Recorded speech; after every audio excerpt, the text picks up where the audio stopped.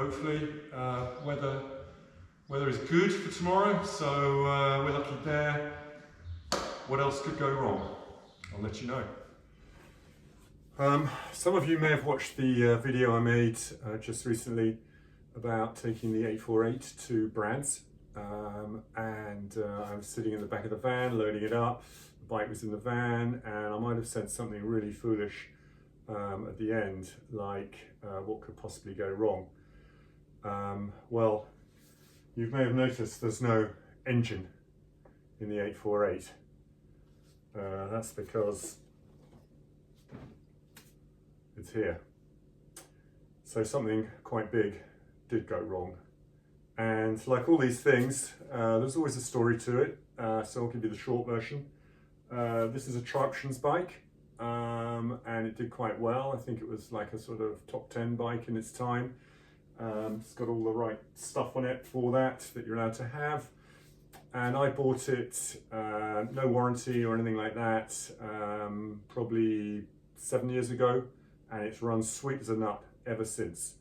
The only comment I would make is I've never had the engine apart, and that's why I'm sitting here talking to you about this. The engine failed, and specifically what failed was these things. Don't know how well you can see that. That is what is left of a bearing shell. So that sits between this, the big end, inside there, and the bearing sits in there, and then that attaches to the crankshaft, which is here. And the camera can't probably pick this up, but it very clearly shows, being a V-twin, there are two conrods, one going this way, one like that. This is the front cylinder.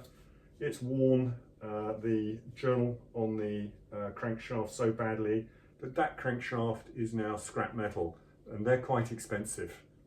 So are these, and you can see from the bottom of this, it's been heated, super heated, and it's frankly amazing it didn't break. But you know, the damage that has occurred is actually very small. So cases are fine. Piston is amazingly all right. We think needs to be cleaned up a bit, just to have a really close look. The metal that makes up all of that, you know, going all the way around, has ended up in little pieces collected by the magnetic plug. And amazingly, having pulled the engine completely apart, there is no sign that that metal got anywhere it shouldn't have got. Gearbox is absolutely fine, and it looks like everything inside is fine. But obviously, to put it back together, you need to clear out all the oilways and everything thoroughly. So here we are, faced with decent chassis, everything how it should be on a bike like this, and a bit of a broken engine. So my dilemma now is this value bike is probably worth, you know, it's been repainted, it's, you know, it's had a good bring it back to good spec work. It had a £1,500 service the day before going to Brands. There was no way of knowing what was going on in here, and I'll tell you the little story about it. I was sitting in pit lane with the engine running, as you do, waiting to go out, get your little sighting lap signature.